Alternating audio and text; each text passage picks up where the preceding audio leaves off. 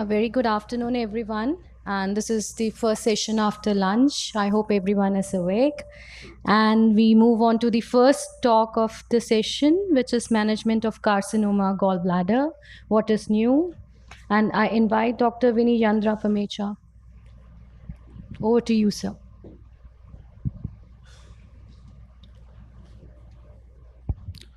Thank you very much. Thanks, INASL, for having me here.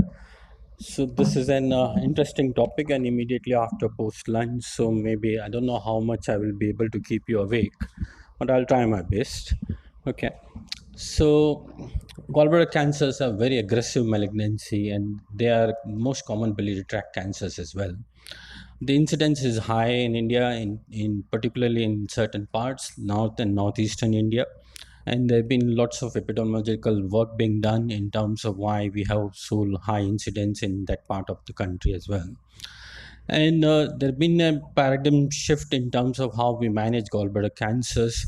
Although radical resection offers the best chance of long-term care survival, but now we're seeing that it's more about multimodality management rather than just the operation.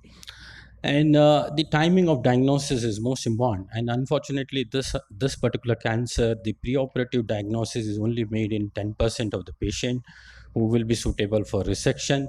Most of this cancer is diagnosed intraoperatively or postoperatively, incidentally as well. So that's where the main crux of managing this patient and difficulty in terms of what we can achieve comes into play as well.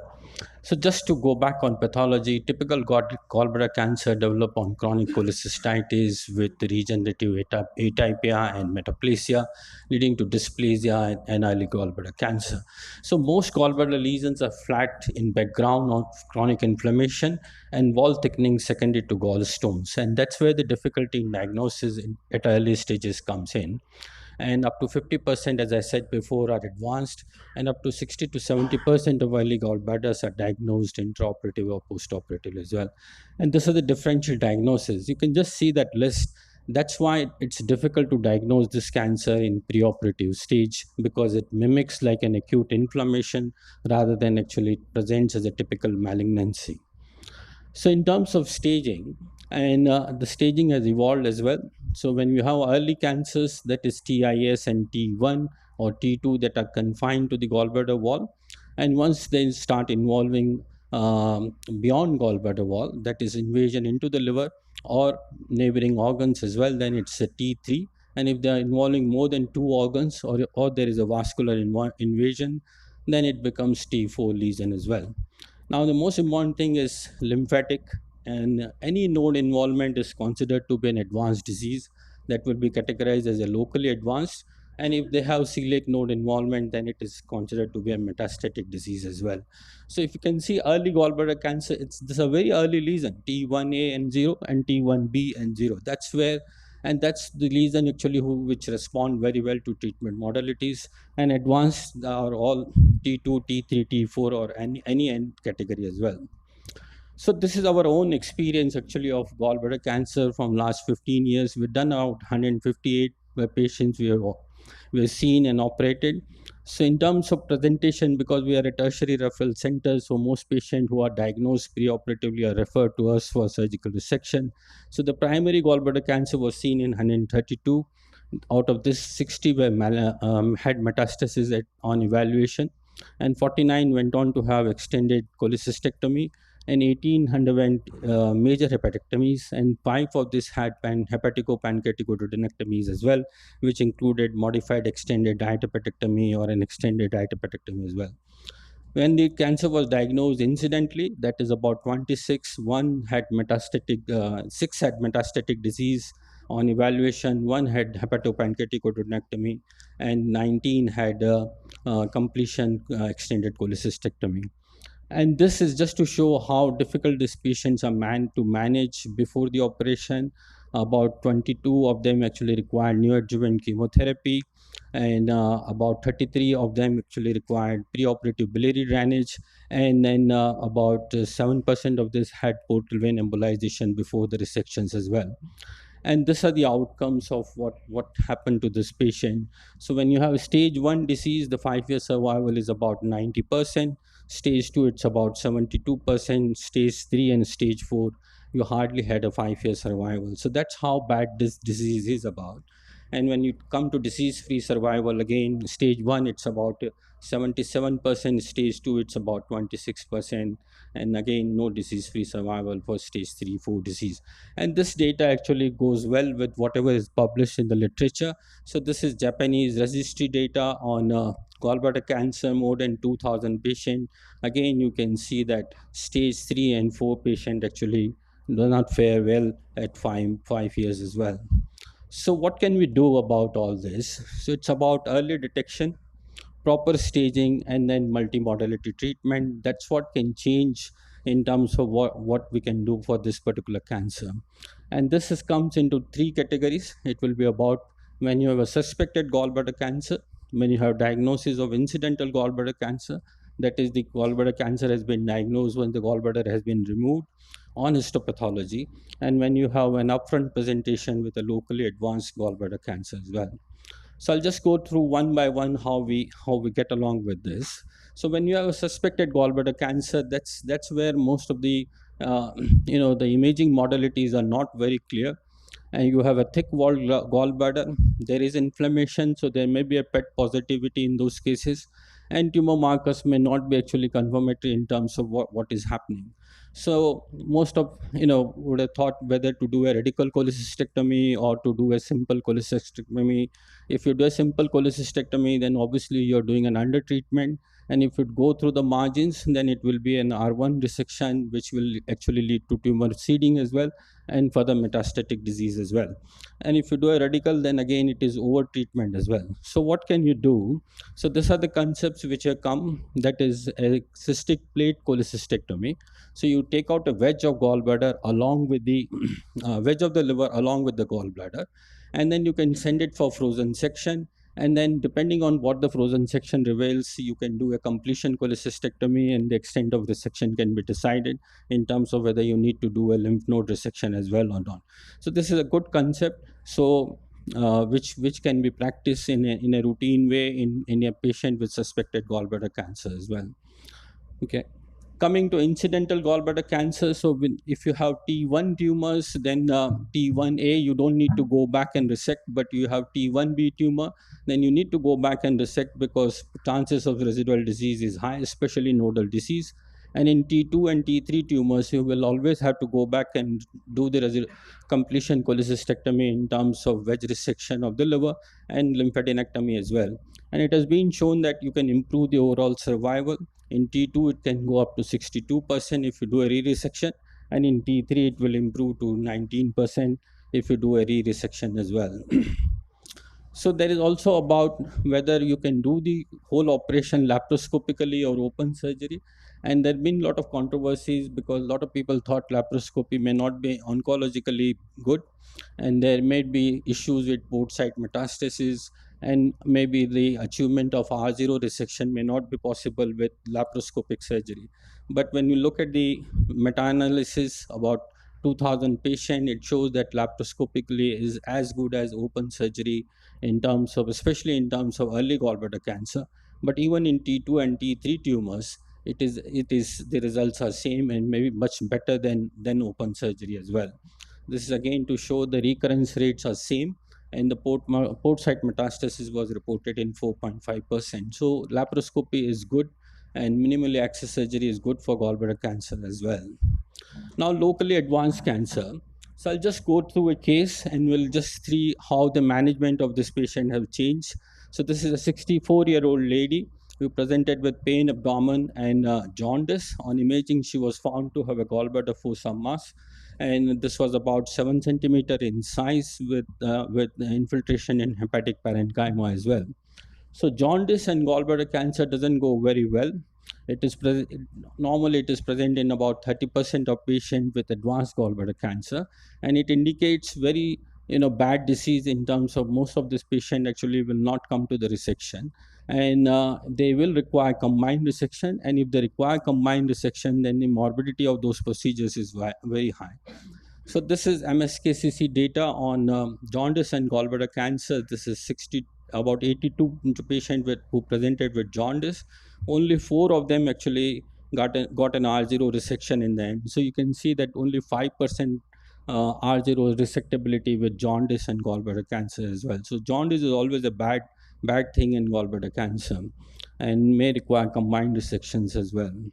So this was her PET CT again to show that PET avid tumor, large tumor in the gallbladder infiltrating into the liver as well. So what is the role of PET CT? It seems PET CT is good. Most of the biliary cancers are PET avid, and it can change management in 23% of patient and can upstage the disease in up to 45% of patient. It is good for nodal metastasis, especially in compared to CT scan, but it is not good in terms of peritoneal metastasis. That's a limitation of PET CT as well. So what we did was we did an EUS guided FNAC on this patient with the ERCP and a short metallic stent in order to relieve the jaundice. The FNAC was suggestive of adenocarcinoma. So when you come to endoscopic ultrasound, that's a very good modality in terms of many things you can get from endoscopic ultrasound. You can get an FNAC, which is better than doing a percutaneous biopsy, because that can actually transgress the lumen of the gallbladder and will lead to tumor shedding as well. And it is good in early stages as well when you have polypoidal lesion or wall thickening lesion. And obviously in nodal assessment, endoscopic ultrasound is much better, and again you can biopsy those nodes, which can give you a clear staging of what exactly the nodal status is, and then you can decide how to go further with this treatment as well. So these are the advantages of doing endoscopic FNA as well. It is better than doing a percutaneous biopsy. Better with the endoscopic ultrasound biopsy rather than percutaneous biopsy. So in this lady, we decided to give her 3 cycles of neoadjuvant chemotherapy, that was gemcitabine and cisplatinum. And why neoadjuvant therapy? Obviously, it can reduce the tumor burden. It can increase the rate of R0 resection, and it can tackle the micrometastasis as well. And obviously, it can avoid unnecessary surgery in patients who are not going to who are going to have a progressive disease within a limited period of time. These are patients who are not going to do well anyhow as well. So, what is evidence for this? There are no randomized controlled trial currently available, but Tata Memorial Hospital have published a neoadjuvant protocol, and this protocol basically involves if you have T3 or T4 tumors, if you have nodal disease, if you have adjacent organ involvement, or if you have vascular involvement, then they consider them for neoadjuvant chemotherapy, and this increases the resection rate up to 60%. Disease progression was seen in up to 27%, and R0 resection rate was as high as 41%, and major morbidity was seen in 6.5%. Obviously, there was a survival advantage after giving neoadjuvant chemotherapy as well. So these are some of the trials which are ongoing. This is GAIN trial, and there's another one, Purity study, which is ongoing trials on biliary tract cancer, which include patients with gallbladder cancer as well, to see whether neoadjuvant chemotherapy can be effective in this group of patients. So coming back to our lady, she had neoadjuvant chemotherapy. She had a good response to chemotherapy. You can see the lesion size has decreased. The stent is there, and there was again no extrahepatic disease in her as well. So we decided to do a staging laparoscopy, extended cholecystectomy with excision of extrahepatic biliary tree and Roux-en-Y hepaticogynostomy in her. And the biopsy was adenosquamous carcinoma, neck of gallbladder with LVI positive, PNI negative. It was PT3, N1, M0, R0 resection. So, is there a role? What to do next with this lady? Is there a role for adjuvant chemotherapy? It seems there is quite a bit of data, and there are few randomized controlled trials available which suggest that there might be actually benefit in this group of patients to give adjuvant chemotherapy. So this is BELCAP trial, widely published, and this was for all biliary tract cancer, but included patient with gallbladder cancer as well. There was no overall survival benefit on intention to treat assessment, but per protocol analysis did suggested that there is a survival benefit, and the long-term results of this trial with a median follow-up of 102 months again showed that there may be overall survival benefit with oral capecitabine in BILCAP trial as well. Then again, this is as a tablet S1. That is again oral capecitabine trial, Japanese trial, which again included patients with gallbladder cancer, about 33 in observation and same numbers in the treatment group, and it showed that there can be benefit with adjuvant therapy in gallbladder cancers as well. And this is again an interesting trial published from India. Tata Memorial Hospital, three centers were included. This included gemcitabine plus cisplatinum against along with chemoradiation. And this again showed there may be benefit in long term in terms of combining chemoradiation after resection for gallbladder cancer as well. But again, the numbers are small, and they're mainly, most of this patient actually had early stage disease. That was the limitation of this trial. But again, the data is good too in terms of considering the number of patients we get with gallbladder cancer. It's a good data to follow. Then coming back to our lady, this is her scan almost a year after the resection. She was doing well without recurrence, and this just to show the survival curve which I showed previously, and how multimodality management actually can benefit patient with advanced disease from gallbladder cancer when you consider neoadjuvant chemotherapy or chemoradiation, and followed this by adjuvant chemotherapy and chemoradiation as well. So in terms of unresectable, obviously there are few trials going on, and immunotherapy has come in vogue as well. And there are lots of, there's not much of data in terms of what is happening in particularly in gallbladder cancer, but this is something to watch for. Maybe they might be helpful as well. So I won't go in details of this particular trial. And this is just the algorithm which I have gone through what we did with the patient. So this actually just shows what exactly we did in terms of patient evaluation and how we manage this patient as well. So if you have a upfront presentation of gallbladder cancer, then you need to stage properly, drain the jaundice, then consider them for neoadjuvant chemotherapy, and then resection, and then consider them for adjuvant therapies as well. Now, one of the interesting things about gallbladder cancer is late detection, and there is limited areas of parts of the world. This is last bit, and probably the most important bit. That is why. So, can we come up with something which can detect the cancer early? And this is some of the works which we are done in ILBS. We had, because we have normal biles from gallbladders, and then we have bile from patient with gallstones, and bile from gallbladder cancer as well. So this is metabolic studies which we have done, and there are some certain lipid abnormalities within the bile, and it correlates with plasma as well, which can actually suggest you that these are the patients who may have high risk of development of cancer as well. And this can be applied to the families of those patients who had gallbladder cancer, or can be used in population where risk of cancer, gallbladder cancer, is very high as well. So this is an interesting development, and I think this is where early detection of gallbladder will come into play in terms of how we can early screen this patient as well. So this is my summary. Gallbladder cancer is aggressive cancer, high degree of suspicion in near endemic areas, and because it mimics inflammatory disease. Surgery alone will not work. You need to have more aggressive treatment in terms of adjuvant and neoadjuvant therapies. And we need molecular and genetic studies to further identify high risk population for screening, surveillance, and targeted therapies as well. Thank you very much. Thanks. Thank you very much. I think we're going to have questions at the end. Please have a seat on the stage. Our next speaker is Bhaskar Nandi to speak about recent concepts in the management of cholangiocarcinoma.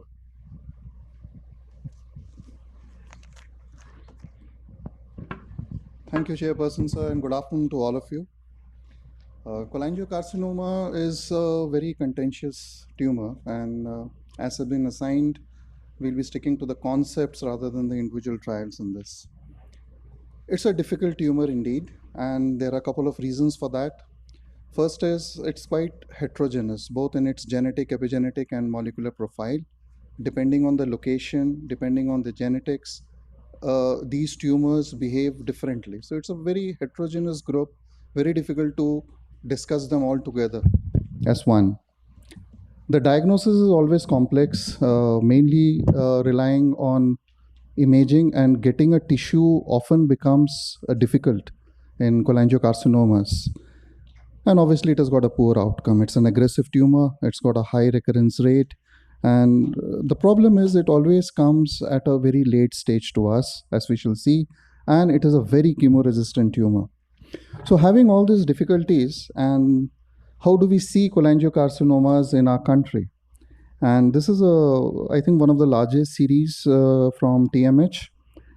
The point I wanted to highlight in this is, if we look at the figures for locally advanced and metastatic disease, we realize that almost 2/3 of cholangiocarcinomas come to us where actually you have got very little to offer, and definitely not a curative resection. The other problem over here is that there's a huge amount of dropout in our Indian series wherever, and I think it's our common experience in all our centers, that mostly because of the patients are very sick, and financial affordability is also a big issue, and there's so much of dropouts, deaths, and we have to live with that. If we look at the trends that has, since there has been so much of work done in cholangiocarcinoma, have we improved the outcome and survival over the last 2 decades? Now, this is a WHO mortality data based analysis, and what they have found is that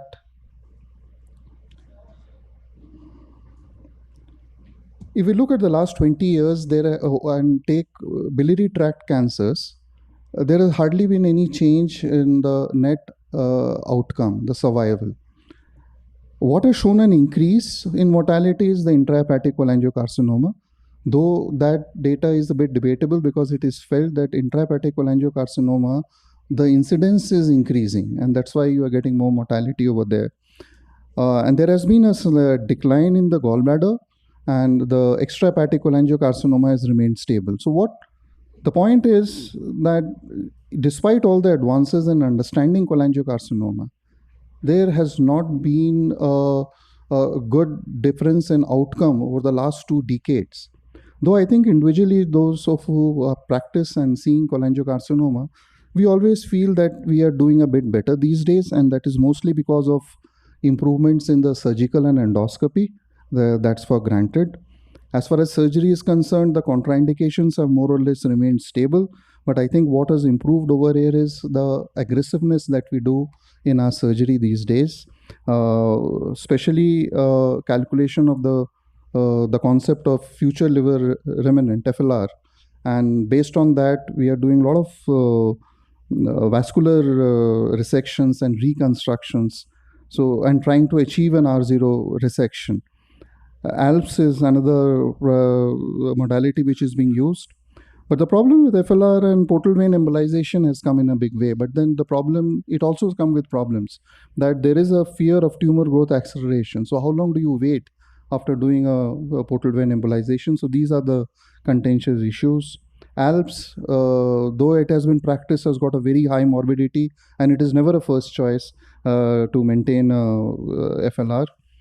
Preoperative biliary drainage has always remained debatable in biliary tract cancer. Some surgeons like it, some do not like it. There are arguments both in favor and against. We can discuss that in a separate issue. As far as endoscopy is concerned, for endoscopist, it is both for diagnostic and therapeutic, a role in cholangiocarcinoma. ERCP has always remained our first choice. And the limitations that we have felt is in the brush cytology that we take to diagnose these cancers. The yield is very low. In centers, those who have it, they are doing FISH, NGS on all this. At our center, we still have not implemented this in a routine way. There are ways to improve the brush cytology, but what we have found useful for us is now the use of cholangioscopy. This is the Monaco classification, and if we follow this, it really helps us to differentiate a benign from a malignant strictures. The problem is traversing through the stricture. Sometimes you just can't even enter because of the stricture over there. EUS has been a game changer, both for tumor detection, vascular involvement especially. It's almost 100% accuracy, lymph nodal involvement, so you can stage the disease properly. And even otherwise, EUS has been found to be superior to the alternative imaging modalities as far as diagnosing cholangiocarcinoma and its staging is concerned. What's important is US correctly identifies both unresectable disease and a resectable disease. So that has been a significant improvement role of US in cholangiocarcinoma. As far as drainage is concerned, I think ERCP still remains first choice. But as with all clinical decisions in cholangiocarcinoma, everything is debatable and contentious. So the debates are whether it should be PTBD or a DRCP drainage or a US guided drainage, whether it should be unilateral or bilateral, plastic versus SEMS. But I think at the end of the day, what is important is that we should be draining at least 50 to 70% of the liver volume to make any sizable difference in our further management. That is one. Whether it requires unilateral or bilateral can be calculated on that. We need to see which lobe is functioning and which lobe is atrophic. Obviously, our attention will be towards draining the functioning lobe. SEMS and plastic, there are a lot of debates on that. Cost also comes into it. As far as photodynamic therapy and radiofrequency ablation are concerned, these two have come up. I have no experience on them in our center. We have not used it yet, but I think they are in the horizon where they are making a difference in the outcome. So if we talk of what I've been assigned to as to what are the concepts which can actually make a difference in the outcome of cholangiocarcinoma, I think it's three. One, early detection and screening, and that we can do by screening of the high-risk groups. Second is practicing precision medicine and targeted therapy. And finally, it's not a single man's job. It has to be a multidisciplinary team management. If we look at early detection, our main bane of cholangiocarcinoma has been that they present very late to us. So how do we detect it early? We have our problems in imaging. We have our problems in getting a tissue diagnosis. Let's take a look at the example of PSC. This is one of the biggest risk factors over there. So can we keep patients who have risk factors for cholangiocarcinoma? I think we can identify them and follow them up more closely. But what do we do for an early diagnosis? I think cell-free DNA and circulating tumor DNA is coming in a big way, or a liquid biopsy. The tumors, due to apoptosis, necrosis, or even active secretion by the EVs, we can harvest these cells either from the bile, blood, or even from the duodenal contents. Now, this is the literature where these DNA mutations and methylations have been identified, and they are actively helping us in early diagnosis of cholangiocarcinoma. This is an elegant Norwegian study in which more than 340 samples of bile over 270 patients, and they studied for 4 DNA methylation biomarkers. And if you look at the sensitivity and specificity, it's so good over here. And another important point in this is that this accuracy holds true even in those patients on whom cholangiocarcinoma was diagnosed almost a year after the bile collection. So this is as early as that. Of course, a lot more studies are required in this.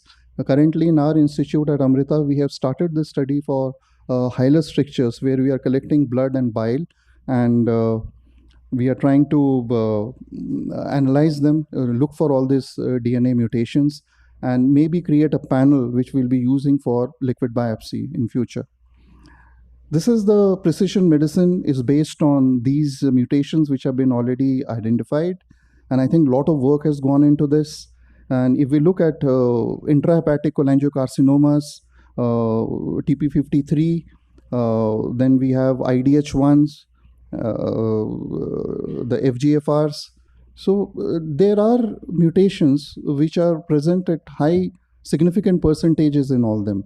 Now, if we look at the overall data, it still felt that only in about 20% of cholangiocarcinomas, or even less than that, we are able to identify these mutations.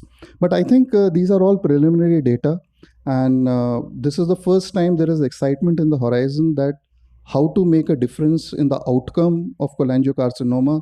And I think since the disease is presenting to us late, we are not able to diagnose early. This immunotherapy will come in a big way in making a difference to this, notwithstanding the advances that we have done in surgery and endoscopy. this is the treatment landscape which we are following these days. And if you are looking at the emerging landscape, you realize that it is mainly based on targeted therapies, immunotherapy, and the combination thereof. We are part of a group of 6 hospitals in the country who are actually looking into this. And these are the unpublished data where we have found that these are the immune markers which we have isolated and which we can look into further to see that which one of them can be a viable both for early diagnosis and also for determining targeted therapy, which tumor will respond to what. Now, if we look at the effect of this precision medicine depending on the mutations that you have, if you give first line therapy, this is the overall survival. You go over to the second line ones, but you look when you start doing targetable alterations, your survival, there is a jump into that. Up to 21 to 24 months, you are gaining. And I think that's a very, very huge period if we talk of cholangiocarcinoma. This is again the unpublished data, 6 months benefit over FOLFOX, over the second line therapy. And you see the amount of months that we gain by doing precision medicine based on the mutations that you have. And finally, of course, it's a multidisciplinary team. I think cholangiocarcinoma is beyond one specialty now. And all of us have to get together, form a team. And the last point which I like to make is what is in the future for us apart from these 3 concepts, and that is the tumor microenvironment. Cholangiocarcinoma is a unique in that way that the cancer cells are embedded in a very desmoplastic stroma, which is full of fibrogenic cells, lymphatics, immune cells, and there is a huge amount of crosstalk between the cancer cells and the stromal cells over here. And this crosstalk is mediated by cytokines, chemokines, and then there are extracellular vesicles, EVs, which contain a lot of material in the form of proteins and RNAs. And in short, what they do is they actually talk to each other and through signaling pathways. And today we know that it is the environment, that the tumor environment, which actually promotes tumor growth, metastasis, chemoresistance, and also the tumor-specific immune tolerance. So in other words, it determines your survival, and secondly, it opens up a huge amount of potential targets which you can target for curing cholangiocarcinoma. To conclude, early detection of the disease, I think, should be the first principle. Screening of high-risk groups, we can start with that, and we need to work on our liquid biopsies to get an early diagnosis. Precision medicine, I think cholangiocarcinoma will be the best example to practice this customized targeted therapy. And for that, we require a good molecular profiling of the tumor. And I think we should make a practice like we are trying to do, that for every cholangiocarcinoma or biliary tract cancers, why not start looking at the bile and the blood for these tumors, create a data bank, and then proceed further. A multidisciplinary team management is essential. And of course, understanding the tumor microenvironment, I think, will go in a big way. But the last point I want to make is that cholangiocarcinomas are such that we need multicentric trials actually to build a registry and go ahead with our targeted therapy. For one hospital, it will take ages. Thank you so much.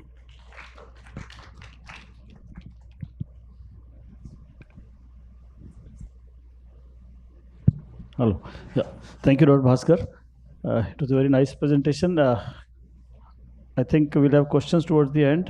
May I invite Dr. Sonal Asthana, who is a liver transplant surgeon at Esther Group of Hospitals in Bangalore, for giving his talk on a very interesting topic, that is the evolution of liver transplantation for cholangiocarcinoma. Good afternoon, everybody, and thank you so much to the INASL Secretariat for this opportunity. I have been given the topic of looking at the evolution of liver transplant in cholangiocarcinoma. Dr. Nandi has made my job obviously much easier with this presentation. I did notice that in his MDT slide, he didn't have an HPB transplant surgeon as part of the components of the MDT team. So perhaps the first step that I should make is talk about the HPB transplant surgeon himself. But Okay, hepatology includes everybody. We are hepatologists who can operate. That is true. But I think it's important to understand that HPB and transplant together, and many of the advances that he talked about, even in liver surgery, are actually because of advances in liver transplantation. Vascular resection, FLR concepts, etc., are all concepts that we have adopted from transplant. These are my current appointments, and I don't have any conflicts for this particular talk.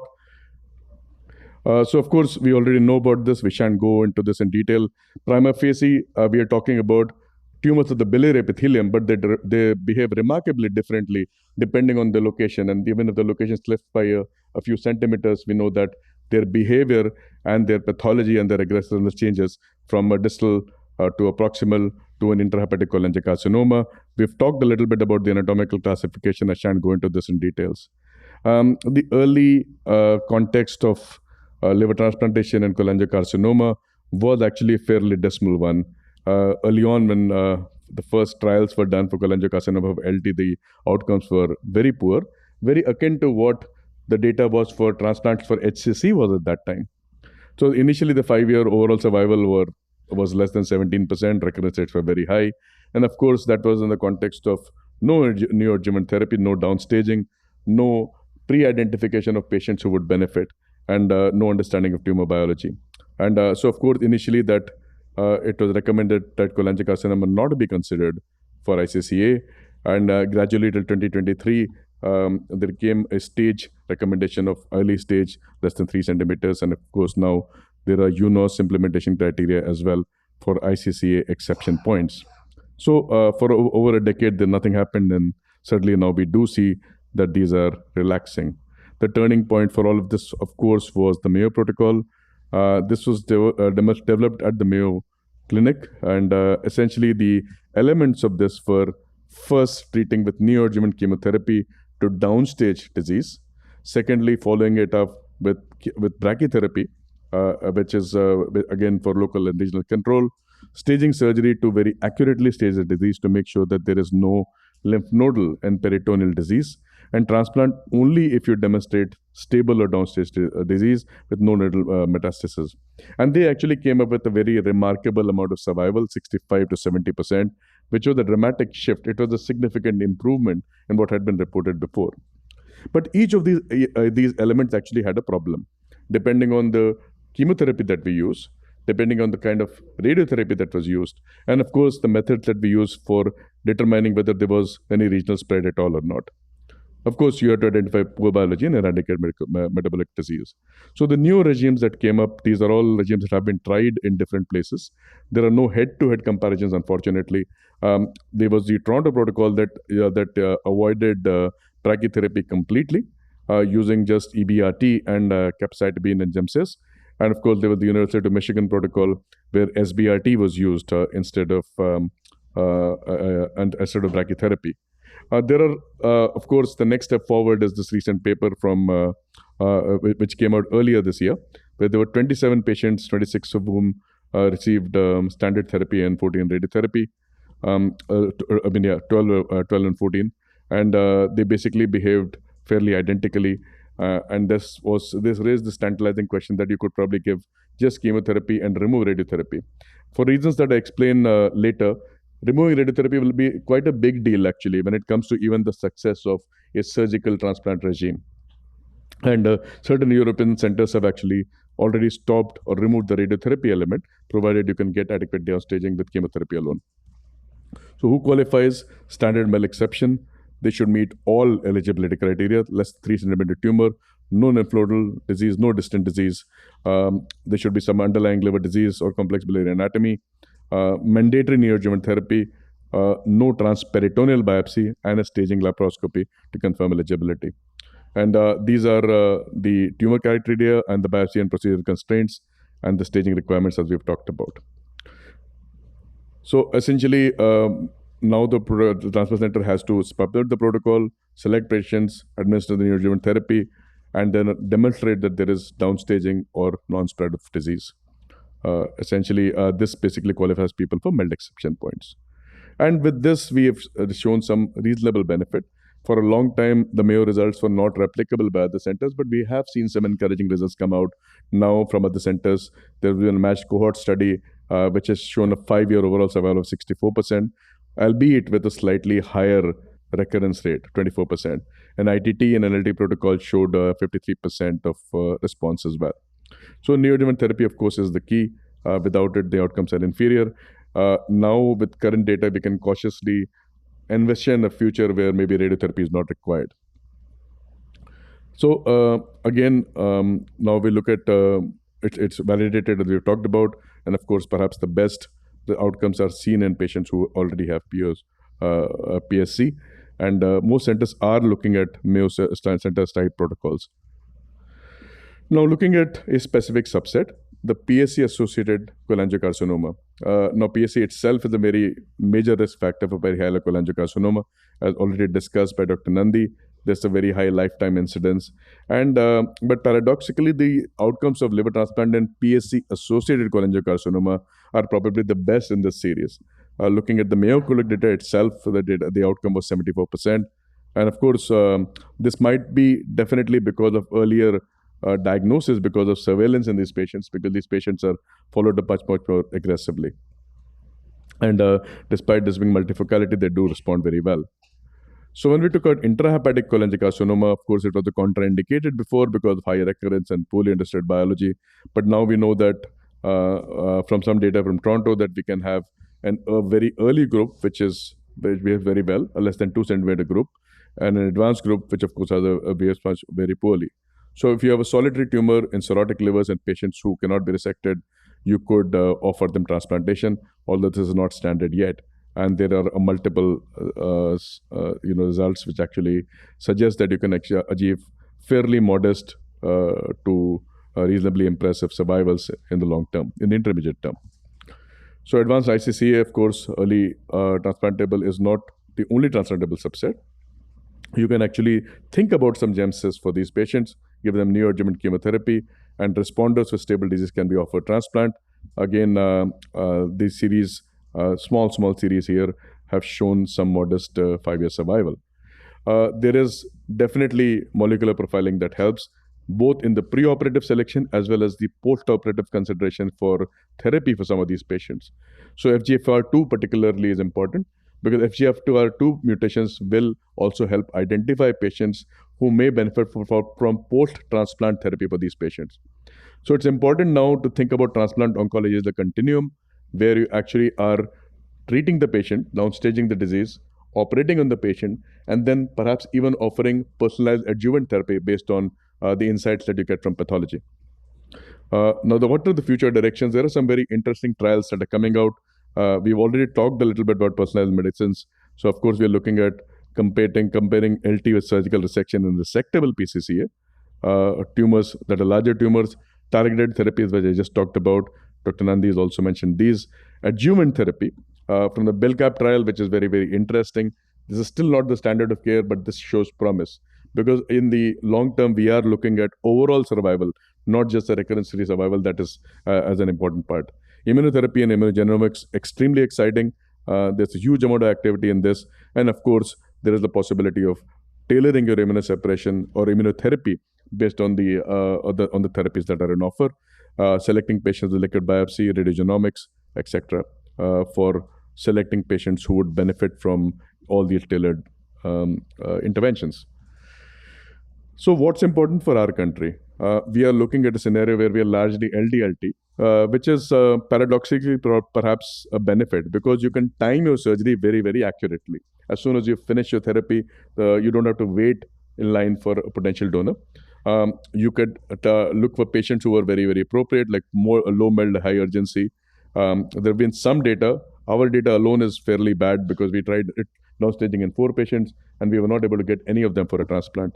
And of course, the protocol adherence that is required for a DDLT is not required there. And I'd like to go into some detail on one such trial. There is currently a trial that is actually recruiting for living donor liver transplantation in cholangiocarcinoma. But this was some early data that was published earlier this year from the University of Kyoto.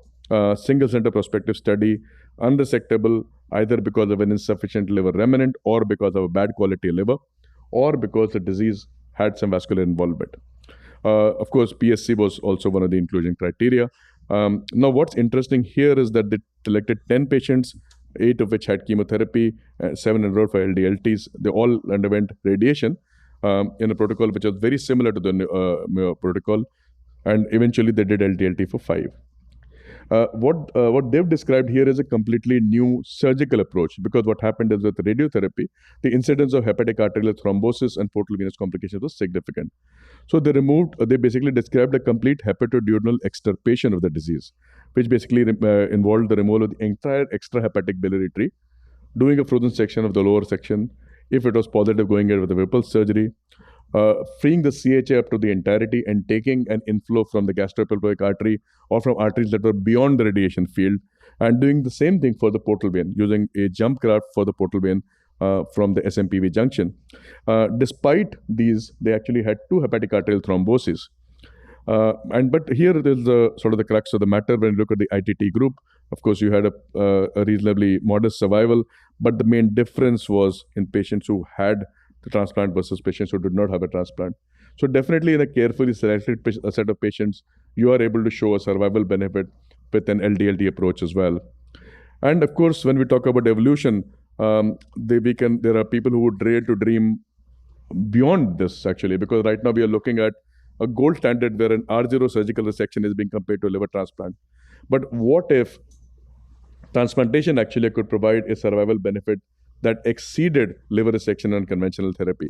And this very tantalizing data came just last month from Long et al., published in Hepatology, which basically looked at patients who had liver resection with and without vascular resection and compared them to a population that had transplantation for de novo perihardial cholangiocarcinoma.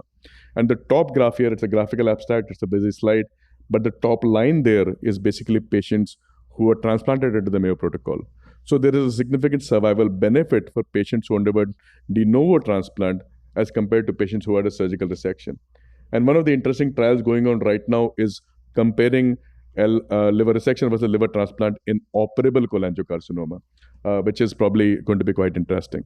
So, of course, now there is a standard of care, requires neoadjuvant therapy, close follow-up. PSC-associated patients are ideal candidates. Intrahepatic cholangiocarcinoma, particularly very early cholangiocarcinomas, can be transplanted. So this is probably the summary slide. Unresectable PCCA, definitely standard of care now under strict protocols. PSC, PCCA, this is the preferred treatment. Early ICCA, yes. Emerging therapy. Greater than 2, still experimental. DSLCCA is still not transplantable. And of course, there are a bunch of tools which will perhaps help us make better decisions in the future. Thank you.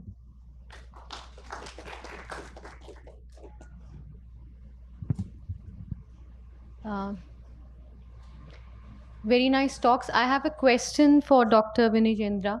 So given the results of Polka GB, which you shared also in the slide, which were presented at the ASCO meeting, neoadjuvant chemotherapy versus neoadjuvant chemoradiation followed by chemotherapy, do you think there is a room to incorporate neoadjuvant chemoradiation in addition to chemotherapy?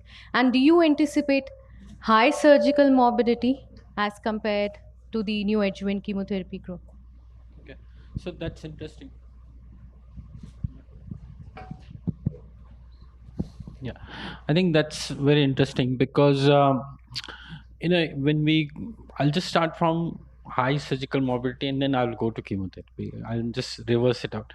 So when we consider extensive resection for gallbladder cancer and when we compare with extended resection for cholangiocarcinoma, the morbidity is always higher for gallbladder cancer. This is somehow, because, when we do HPD, hepatopancreatic duodenectomy, and you have to do it for a cholangio versus for a gallbladder cancer, the morbidity will be actually 50 times higher for those. Okay. So that's one of those things with gallbladder cancer because the way this disease is as well. And there's a lot of inflammation and there's a lot of puckering of tissue, vascular involvement more common as well. But in terms of coming to chemo versus chemo radiation, I would have thought the way this disease is, it may be a good idea to give a burst of chemo radiation before actually considering them when you are considering for extensive resection.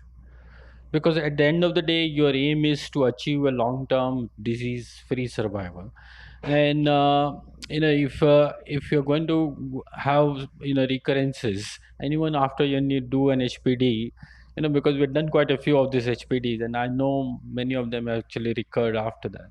And then you keep thinking that maybe pre-op we should have maybe optimized them better with more therapies, and then took them for operation.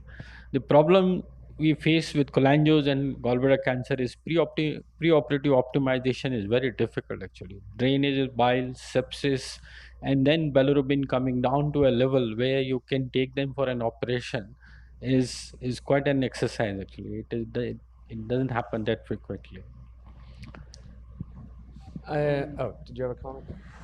Yeah, in our experience also, what Dr. Pamecha has said is very true. Pre-operative, getting the patient fit for that surgery is very difficult. Like for radiation, most of the time, the tumor board discussion ends with that patient is not fit for radiation, either because of the poor performance status or the high bilirubin levels, or there is an ongoing presence of sepsis over there. So sometimes even if we want to, it's tempting, but it's very difficult to actually get patients where you can prepare it in such a way with neoadjuvant radiation and all. So what is the practice at our institute also? We did a phase 2 trial. We initially start with neoadjuvant chemotherapy because we know it's a systemic disease with high propensity for metastasis. So what we do, we start with neoadjuvant chemotherapy, and 3 to 4 cycles, we do a scan. If there is stable disease regression, we go for neoadjuvant chemoradiation. And with all the available technology we have, with the advancements in radiation, so the side effect profile is quite less. Regarding, as Dr. Sonal was talking about hepatic artery thrombosis. So regarding in CAGB, we haven't seen such complication because we also have a resection rate of 50%, R0 resection rate of 50% at our institute, which is coinciding with the data at Tata Memorial Hospital. And patients who achieve pathological complete response, they do very well if we add, if we are adding this neoadjuvant chemoradiation. No, I mean, I'd certainly follow on from that. One of the challenges in interpreting some of the data we have is that we are comparing data over numerous eras. And certainly, radiation today is very different from when the Mayo Protocol was first established. And like intrahepatic radiotherapy for, say, SPRT for HCC is certainly something that has found its own niche now. So your point is well taken that radiation is perhaps safer now than it was before. The challenge when we talk about transplantation for cholangiocarcinoma is the impact on the vascular endothelium and the risk of thrombosis that happens, which is why the Japanese protocol was so interesting. I don't know if there's any questions from the audience, but please come up to the microphone if you have any. Dr. Asthana, you commented, I'm from the United States. We don't do as many living donor, at least at UCLA. It's much more deceased donor. Obviously, the outcome with transplant, regardless of HCC or cholangio, is patient selection, right? And you made a comment about one of the advantages of living donors, you can time the transplant. I mean, some of that is, we have patients who are just waiting for their livers and they're waiting 1.5 years, 2 years, right? And those patients, I think, would do very well with transplant because they've shown they've waited so long. So what do you think here where you have living donor, what's the optimal waiting time for like an intrahepatic who's doing well? I mean, it's not good to do it at 3 months, I would think. Yeah. Longer, maybe the better, but there must be some sweet spot. So, I mean, that's sort of the age-old debate even in HCC, and that's something that was definitely you talked about, at length when we talk about the DDLT versus LDLT debate for HCC. But over time, we've shown that unequivocally, transplanting patients once they've achieved optimal downstaging early on is probably the best way forward. That's for 2 reasons. One is that you probably achieved the best downstaging that can potentially occur at the time. Secondly, you're probably transplanting them at an optimal time before, say, decompensation or complications of other things set in. And thirdly, probably what's more tantalizing here is that we think that the ischemia reperfusion injury in a living donor is significantly lower than a DDLT.